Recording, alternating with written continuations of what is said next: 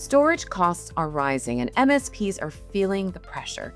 Today, we're joined by Andrew Smith from Wasabi and Gary McConnell from VirtuIT Systems, a Wasabi partner, to talk about the key findings from Wasabi's 2025 Cloud Storage Index and hear how MSPs are navigating these challenges in the real world. Welcome, Andrew and Gary. So glad to have you here for this discussion today. Thanks for having us, Kenna. Excited to be here, Kenna. Thank you. Andrew, let's start with the big picture. How are organizations using cloud storage today, and where is that headed? Great question. I'm going to reference a couple stats as part of my answer that we have from Wasabi's 2025 Cloud Storage Index, just to give a little bit of context. The survey that we run annually is kind of an independent piece of market research, and we're asking questions exactly like this to real world users of cloud storage services. Kind of, what are they doing? What workloads are they deploying? What are their challenges? What are their benefits? And I think overall, what we've seen from our survey respondents, which has presented us with a really interesting trend, is I like to refer to it as organizations are doing more with their object storage. And we ask our respondents to segment their workloads on a scale or a spectrum, I should say, from cold to hot, and hot being kind of more performant primary applications, cold being less performant secondary applications like archive backup, disaster recovery, all the way up to application development, right? A whole host of things that you can leverage storage for. And what we've seen is the majority of capacity associated with object storage sits in that kind of like hot to warm part of the spectrum.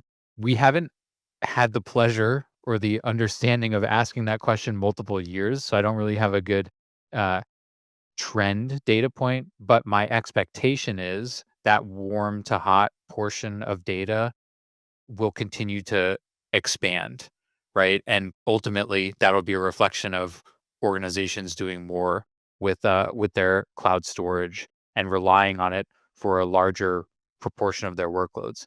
And then as we think about emerging workloads, all things associated with analytics, AI, ML, large volumes of unstructured data needed for those workloads. Again, cloud storage is well positioned to kind of help facilitate the development, deployment of those workloads. So the expectation is it'll only continue to kind of be a cost-effective, performant solution for all of those workload needs. Now, you did mention workloads. What workloads are driving cloud storage growth right now? It's a solid mix of primary and secondary workloads, like I just mentioned. When we coming at this from the Wasabi perspective, cloud object storage, what we're focused on is large volumes of unstructured data and the workloads associated with those. So traditionally, it's a lot of archive, backup, disaster recovery. But again, mix into that a lot of rich media workloads, CDN, things associated with media and entertainment, education, you name it. People who have large volumes of video, audio, like I said, text files, a lot of those workloads have moved over to storing data on the cloud as well. Um, again, it's I'd say it's kind of a slow and steady process.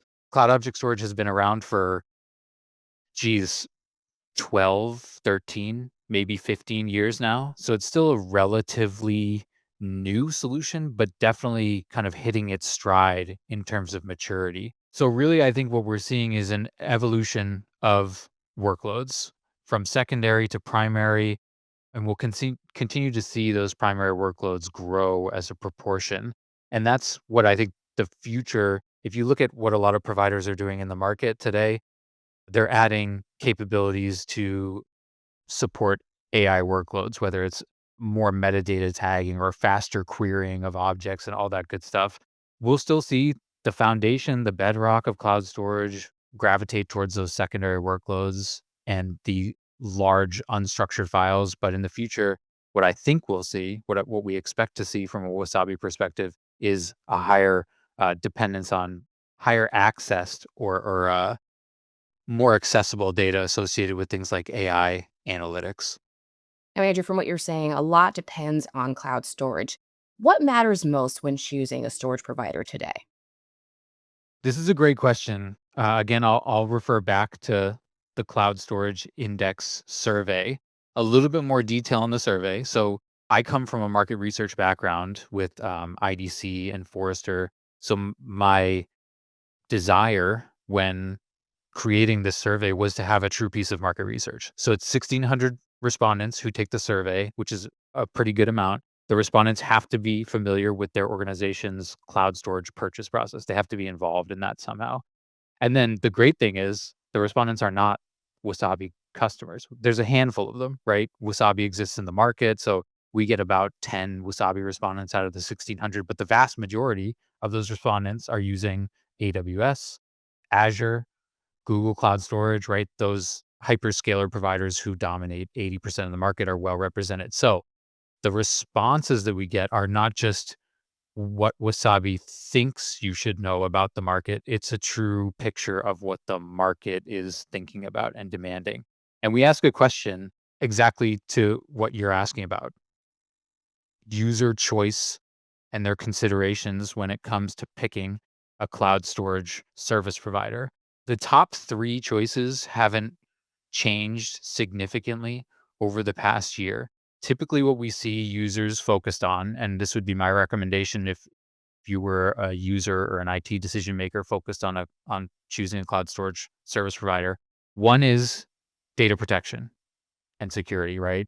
Users want to make sure that the levels of native data protection and security that they're getting from the service are industry standard and above expectations.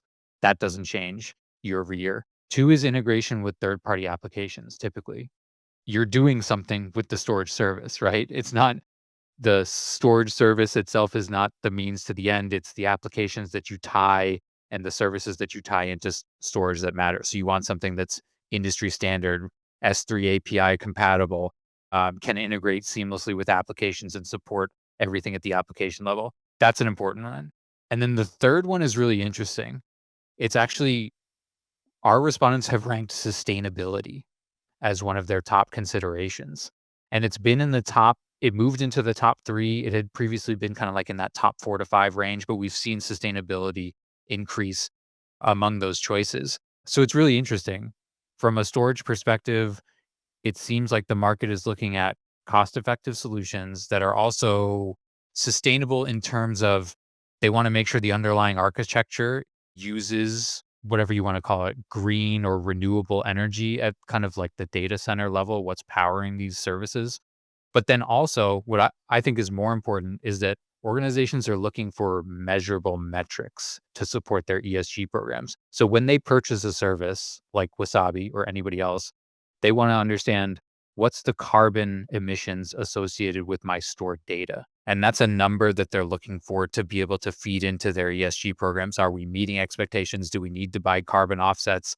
And that metric is something that service providers are increasingly committed to providing. So long-winded answer, but those are the three: data protection, integration with third-party applications, and sustainability. Those would be on my short list if I was a buyer considering a service. Now, referencing the research, why do you think 79% of MSPs exceeded storage budgets last year? And how can you manage costs? Yeah, let me set the stage a little bit on this one too. So this year, every year in the Cloud Storage Index, we have a little bit of a focus area. And this year we focused on MSPs, managed service providers, and cloud service providers kind of as a group. It's a survey, so you can dig into any industry.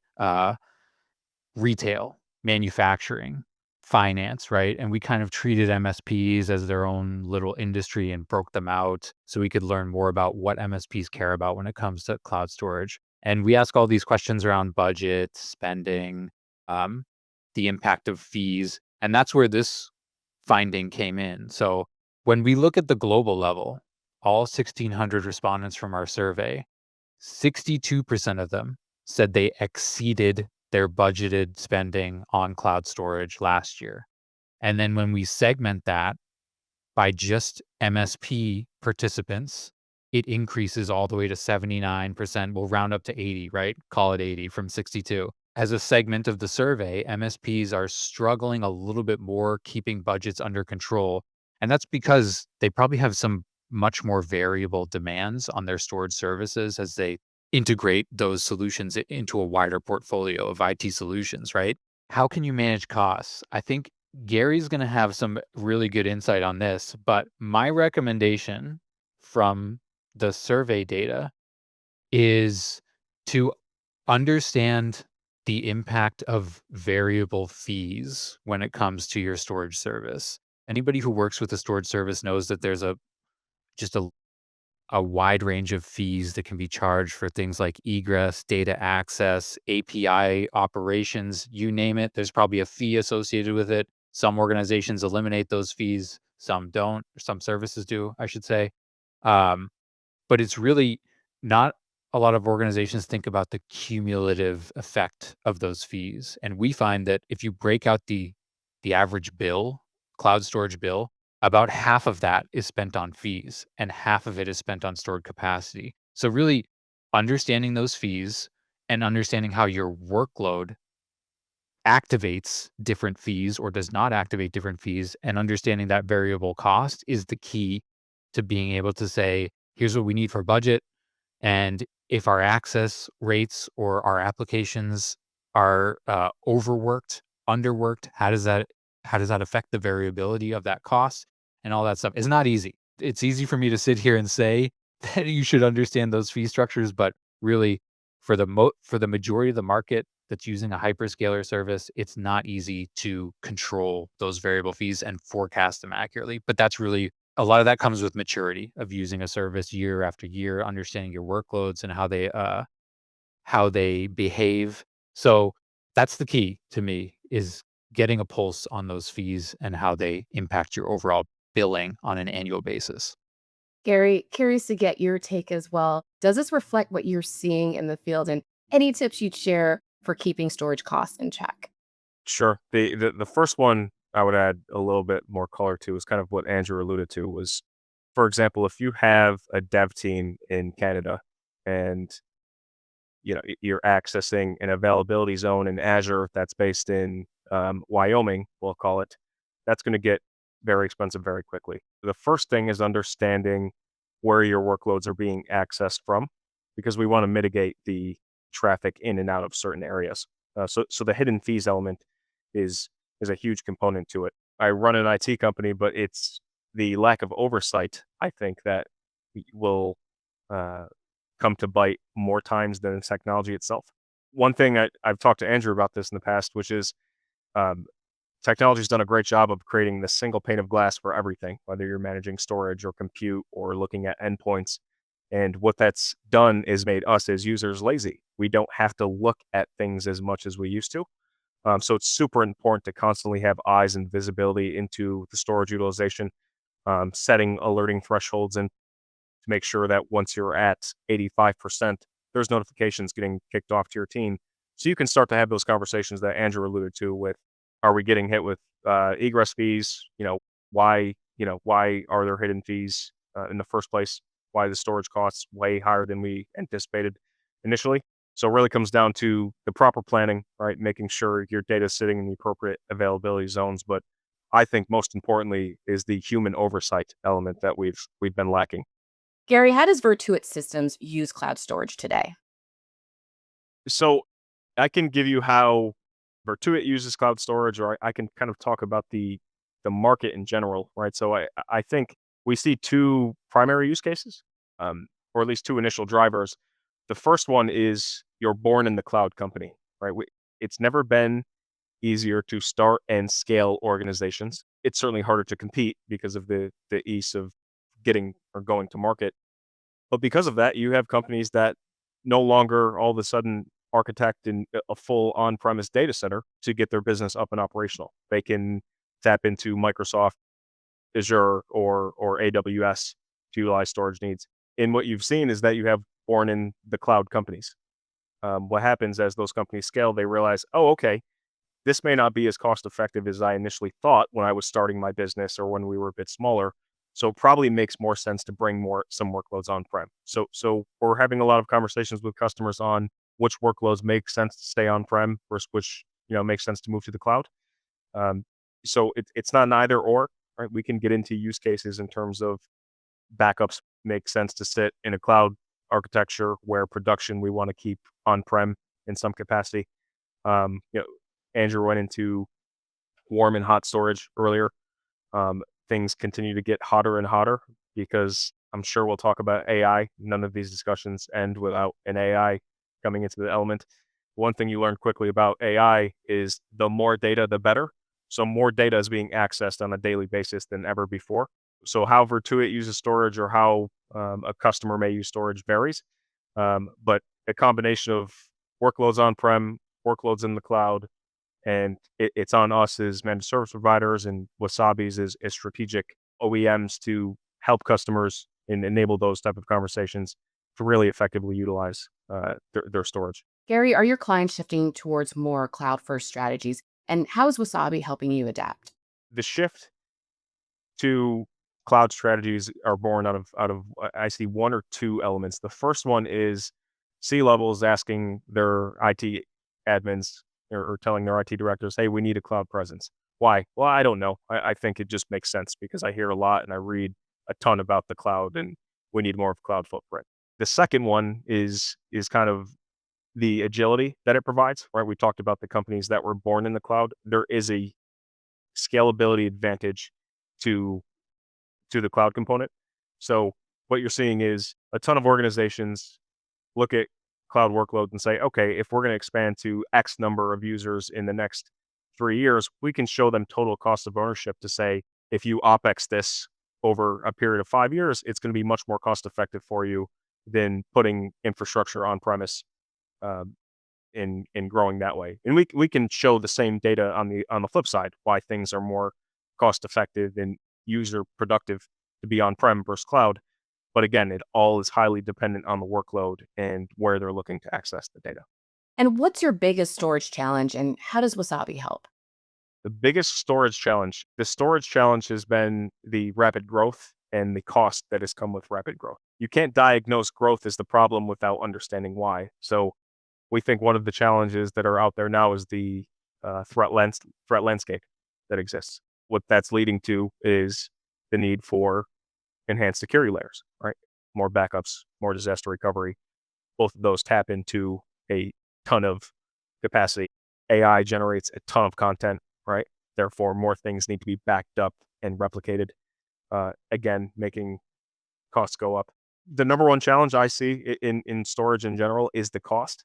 And Wasabi's done an incredible job of bringing a low cost, effective storage tier to the market to utilize for a number of different use cases and building in a partner ecosystem that meets customers where they are. We have really strong relationships with OEMs such as Dell EMC, right? We have customers on a Dell that are very used to a Dell EMC buying cycle that may say, hey, we're looking to tier some data off to Wasabi. Is that something you can help with? I'm not really, sure, I haven't worked with them in the past. Okay, well, Wasabi's actually opened up that architecture or that ecosystem in their environment, and we can now procure through a Dell EMC in addition to a Wasabi Direct. So Wasabi's helped in a number of cases, the first one being driving the cost down for the market and constantly enhancing features for the end user, which I'd love to get into if time allows. And the second one is really opening up that partner ecosystem to bring it to more than just direct to MSPs or direct to consumer. What cloud data security features matter most, and what role does Wasabi play in helping secure and manage your data? The number one feature we see is immutability. Backups are great. If your backups can be modified or deleted, it takes a ton of breath out of the air. So what attracted me to Wasabi first was not the cost; it was their immutable backup feature. We've seen in customer environments. I'm going to preface this with we did not manage their network. We only handled their backups. When there were, we'll call it ransomware events, people or threat actors go into those backups to try to delete and literally see a deny in an unsuccessful backup deletion job because you cannot touch the data. So I think the immutability is critical. Wasabi's also rolled out very transparent features. For example, they have what's called Wasabi Access Control Manager to show what your utilization is, and you can do a really good job of setting alerting thresholds within that control manager to make sure you're not exceeding. And if you're getting close, start having those preliminary conversations. It's not in Wasabi's advantage to do so because it's easier to let the storage expand, and they still continue to bring those features out to the market. So I think that's incredible. Additional features such as multi-factor authentication, right? Ensuring that there's MFA enabled on all access to a Wasabi environment, very critical. So they're not just helping with the security element, but also the overall user experience. Sorry, I was going to ask kind of if I can interject on that, bring it back to that immutability point, because we did explore immutability this year in the survey. This was a learning point for me because I think Gary and VirtuIT are ahead of the curve in terms of thinking about immutability and object lock as a critical component of various workloads. Because what we learned from the survey is that less than half of organizations use immutability today. Like a lot of them are thinking about immutability, but not all of them, less than half of them are implementing immutability. So there's this high level of understanding of the value of that feature. Let's call it a feature. However, there still isn't a lot of implementation, and that can be a massive headache when it comes to maintaining the integrity of objects or buckets and making sure that they can be accessed in a disaster or in a backup scenario. So I just want to kind of point out the key takeaway is I wish Gary's focus on immutability was more widespread in the industry. So we're trying to, whenever we get on that topic, we're trying to kind of push education around immutability. It's basically when you're creating buckets or objects, you turn it on, turn it off type of thing. And it can really have a significant impact in the way that you recover and prevent disasters and data loss. Well said. I think if you compare that to insurance, it's easy to say, I already have an insurance policy. Why do I need to go a layer deeper? Right. But there's always an additional something that we should or could be adding that we may or may not. And I very much see a lot of the market saying, well, I have backups. That's okay for now, which is a great first step. But if the backups can be accessed and touched, it almost negates the point of having backups and why you have them in the first place. Now, Gary, you had mentioned AI earlier. How is AI impacting your business and changing your storage needs? And how is Wasabi helping you prepare for that shift? Well, certainly a lot more customers are asking about it, asking for real world use cases. I listen to Michael Dell or I listen to Jensen Huang at NVIDIA speak, and they're talking about all these cool things with AI. How do I start? So the first part is being able to have those real world conversations and being able to internally develop test environments that allows our engineers to test models and bring the use case to the customer in the first place. Data growth is absolutely exploding, right? Those test environments that we need to build out internally, it has to sit somewhere, right? So we need the testing environments. We need the partnerships that are going to help us keep the cost low in those testing environments. So Wasabi's helping in that realm specifically, right? The ability to have a place to store data cost effectively as work continue. It's not just the market, but in general, data is exploding. So as we continue to consume and utilize more data, it needs a place to sit, and we need a place to do it in a cost-effective manner. So I would say the number one element where Wasabi's helping is in that realm. And the second piece, which I alluded to earlier, is the ecosystem that they've really opened up. Wasabi has become much more entrenched with the IT ecosystem overall, whether it be a Dell or an HP, developing out those partnerships so that they're not operating in a silo and in conjunction with what consumers are looking for has been uh, constantly improved and very excited to see continue to take hold. Andrew, a lot of great information and some real world examples. Where can we learn more? I'm going to point viewers to a new piece of content that Wasabi just published. It's an ebook, which is kind of a long form, readable content, has some great graphics, stats. A lot of the stats we've been referencing today are in that ebook from the same survey. It's called The Real State of Cloud for MSPs 2025 Outlook and Strategy Guide. So we'll provide a link to the landing page to get that asset. Um, like I said, we focused a lot on MSPs, CSPs in our research, our market research this year. It's an absolute pleasure to have Gary here to speak real time. And the ebook has, again, some more quotes from MSPs that were interviewed, more stats on data from the MSP industry, CSP industry overall. So that's really the best piece of content to kind of round out, I think, a lot of the conversations that we've been having today. Andrew and Gary, thank you so much for joining me here today. I've learned a lot. You shared a lot of great information. Thank you, Kenna. A pleasure as always. It's been fun. Thank you, Kenna. And thank you all for tuning in. For the Channel Company, I'm Kenna Johnson.